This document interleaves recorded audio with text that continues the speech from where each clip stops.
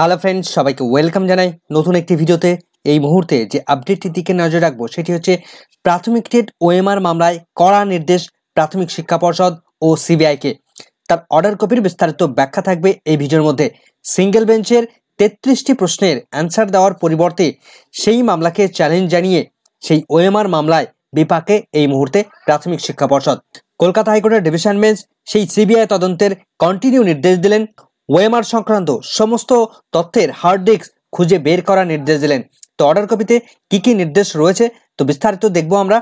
আশা করব ভিডিওটি শেষ পর্যন্ত দেখবেন, কোনো রকম স্কিপ না করে। তো চলুন আমরা সরাসরি প্রাথমিক টেট ওএমআর মামলার বিস্তারিত অর্ডার কপির ব্যাখ্যা আমরা করে নেব। তো চলুন বিস্তারিত আমরা জেনে নিই। তো আমরা চলে এসেছি অর্ডার কপির মধ্যে। তো মিস্টার অনিন্দ্য লাহিড়ী 2017 শিক্ষক শিক্ষিকাদের পক্ষ থেকে অনিন্দ্য লাহিড়ী কথা বলছিলেন। Learned advocate appearing for the appellant submit that, তিনি যে বিষয়টা সাবমিট করেছেন, he would like to cite certain precedent declaring law in respect of the scope and jurisdiction exercised by the writ court in the matter of recruitment। অর্থাৎ অনিন্দ্য লাহিড়ী শিক্ষক শিক্ষিকাদের পক্ষ থেকে 2017 সালে যে রিক্রুটমেন্ট প্রসেস হয়েছে এবং 2014 যে প্রাথমিক টেট, সেই টেটের রেসপেক্টে এই মামলার স্কোপ এবং তার জুরিসডিকশন নিয়ে প্রশ্নচিহ্ন তুলেছেন যে আইনসঙ্গত বিষয় কিনা এই মামলাটি করা। এবং শুনানির সময় তিনি দাবি জানিয়েছিলেন যে এই মামলার অ্যাকচুয়াল মেইনটেনেবিলিটি রক্ষা পাচ্ছে কিনা সেটাকে সবার আগে কনসিডার করা হোক বা দেখা হোক, এমনটা তিনি দাবি করেছিলেন। According to him, the writ court can not travel beyond the four corners of the pleading and the relief claim therein, nor can make a roving inquiry in the facts which does not germinate from the pleadings। এই মামলার পাশাপাশি অন্যান্য কলকাতা হাইকোর্টের বিভিন্ন মামলায় CBI তদন্ত হয়েছে এবং সেই সিবিআই তদন্তে তারা বিভিন্ন সময় বহুবার তারা তদন্ত করেছে। তার পাশাপাশি সমস্ত শিক্ষকদের ডকুমেন্টসও তারা চেয়েছিল বিভিন্ন সময়। তো তিনি এটাই বলতে চেয়েছেন যে রোভিং এনকোয়ারি মানে পুনরায় বারবার কেন এনকোয়ারি করা হচ্ছে, একবার এনকোয়ারি যদি হয়ে যায় তাহলে পুনরায় আবার তাদেরকে কেন এনকোয়ারি করা হচ্ছে, বা যে বিষয়টা তদন্ত কমপ্লিট হয়েছে বা সিবিআই তারা তদন্ত করেছে একবার, সেই বিষয়ে পুনরায় আবার কেন তদন্ত হচ্ছে তা নিয়ে তিনি প্রশ্নচিহ্ন তুলেছেন। In such view of the matter let both the appeals of listed on 18 September 2024। তো প্রাথমিক শিক্ষা পর্ষদ তারাও কলকাতা হাইকোর্টের সিঙ্গেল বেঞ্চের অর্ডারটাকে চ্যালেঞ্জ জানিয়েছে ডিভিশন বেঞ্চে এবং তার পাশাপাশি শিক্ষকদের পক্ষ থেকেও তারা চ্যালেঞ্জ জানিয়েছে ডিভিশন বেঞ্চে। তার ফলে দুটি মামলাই একসঙ্গে এই 18 সেপ্টেম্বর 2024 তারিখে শুনানির জন্য লিস্টেড রাখা হয়েছে। The West Bengal Board of Primary Education has filed an appeal being challenging the portion of the impugned order by which the single bench directed to recompense the CBI for the monetary expenditure like to be incurred in making an investigation। তো প্রাথমিক শিক্ষা পর্ষদ তারা single বেঞ্চের অর্ডারটাকে challenge জানিয়েছে division বেঞ্চে। কোন পার্টটাতে? যে সিঙ্গেল বেঞ্চ একটা অর্ডার দিয়েছিল যে সিবিআই তারা যে তদন্ত করবে সেই তদন্তে যা খরচ হবে টোটালটা বিয়ার করতে হবে প্রাথমিক শিক্ষা পর্ষদকে। তো প্রাথমিক শিক্ষা পর্ষদ তারা আগেই জানিয়েছিল যে তারা সমস্ত টাকা সমস্ত অর্থ তারা দিতে পারবে না। তো সেই পোর্শনটাকে তারা চ্যালেঞ্জ জানিয়েছে ডিভিশন বেঞ্চে যে কোনো রকম অর্থ তারা প্রদান করতে পারবে না, কেননা তাদের কাছে কোনো অর্থ নেই। শুনানির সময় তারা জানিয়েছিল শুধুমাত্র টেটের ফর্ম ফিলাপের সময় তারা টাকা নিয়েছিল, আদারওয়াইজ কোনো টাকা তারা নেয়নি। The board says that, board তারা বলছে they did not have the independent fund nor is a profit earning organisation and therefore such direction needs interference.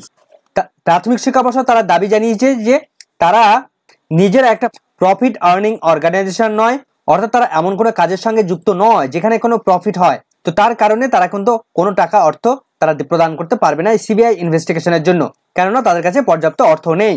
The council for the CBI say that, CBI এর পক্ষ থেকে তারা যে বিষয়টা submit করেছে বা জানিয়েছে, they have seize large number of hard disk from a different organisation including the board having a high storage capacity. তো সিবিআই এর পক্ষ থেকে তারা জানিয়েছে যে বিভিন্ন অর্গানাইজেশন থেকে বা বিভিন্ন জায়গা থেকে বা প্রাথমিক শিক্ষা পর্ষদের কাছ থেকে হাই স্টোরেজ ক্যাপাসিটির হার্ড ডিস্ক তারা উদ্ধার করেছে বা তারা সিজ করেছে, অর্থাৎ প্রচুর পরিমাণে ডেটা সঞ্চয় করে রাখা যায় এমন হার্ড ডিস্ক তারা উদ্ধার করতে পেরেছে বা সিজ করেছে।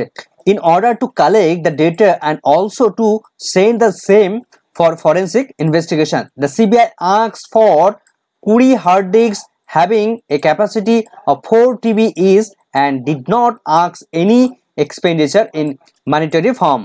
সিবিআই তারা ওএমআর সংক্রান্ত তদন্ত করতে গিয়ে দেখেছে যে তারা প্রচুর পরিমাণে তথ্য তারা কালেক্ট করতে পারবে বা সেই সংক্রান্ত তথ্য রিট্রাইভ করতে গেলে তাদের প্রচুর স্টোরেজ প্রয়োজন রয়েছে।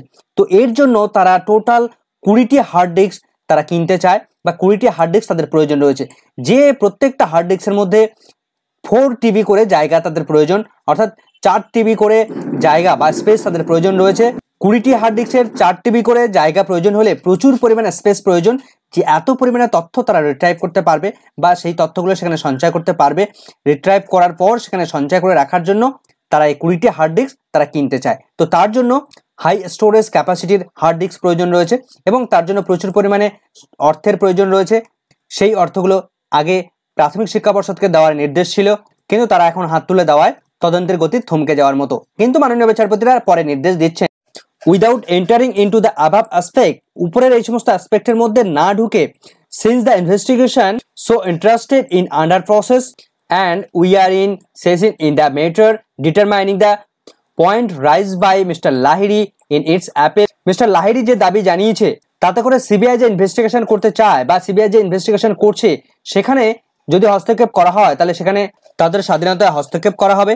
যদি মামলার গভীরে না ঢোকা হয় তাহলে পর্যাপ্ত সমস্ত তথ্য ইনভেস্টিগেশন করা সম্ভব হবে না। উই ফিল দ্যাট, মাননীয় বিচারপতিরা তারা যে বিষয়টা অবজারভেশন করছেন, as an interim measure the finance department Government of West Bengal to approach to sanction an amount for purchase of aforesaid hard disks by the board for its onward transmission of the CBI.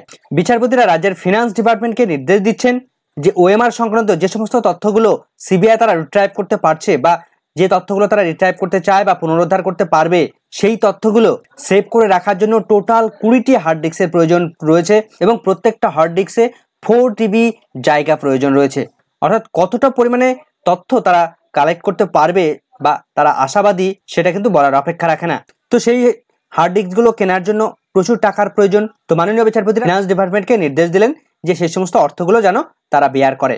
সমস্ত পয়েন্টগুলো তারা open রেখেছে, অর্থাৎ সব দিকে তারা তদন্ত করতে পারবে এবং পরবর্তী যখন শুনানি হবে তখন মাননীয় বিচারপতিরা সমস্ত দিকে ডিসিশন নেবেন। তো মাননীয় বিচারপতি হরিশ টান্ডন এবং মাননীয় বিচারপতি প্রসেনজিৎ বিশ্বাস তারা এই গুরুত্বপূর্ণ অর্ডার দিলেন। তাহলে প্রাথমিক টেট 2014 ওএমআর মামলায় সিবিআই তাদের কিন্তু কন্টিনিউ ইনভেস্টিগেশন করার নির্দেশ দিলেন এবং সমস্ত ওএমআর এর তথ্য উদ্ধার করার জন্য টোটাল 20টি হার্ড ডিস্কের প্রয়োজন এবং প্রত্যেকটা হার্ড ডিস্কের মধ্যে 4 টিবি স্পেস প্রয়োজন রয়েছে, যেখানে প্রচুর পরিমাণে তথ্য সঞ্চয় করে রাখা সম্ভব এবং সিবিআই সেই সমস্ত তথ্যগুলো উদ্ধার করে সেখানে সঞ্চয় করে রাখতে চায়। তার জন্য তারা কিন্তু অর্থ সংস্থানের দাবি জানিয়েছে। তো সেই মতো অর্থ দপ্তরকেও তারা কিন্তু নির্দেশ দিয়েছে যে যাতে করে তাদেরকে অর্থ প্রদান করা হয়। অর্থাৎ ওএমআর মামলায় সিবিআই তদন্ত কিন্তু কন্টিনিউ রইল। এখন দেখা যাক পরবর্তীতে কি কি আপডেট উঠে আসে, সেদিকে আমাদের নজর থাকবে। আপাতত এই ভিডিওটি এখানে শেষ করছি। ভিডিওটি সম্পূর্ণ দেখার জন্য সকলকে ধন্যবাদ।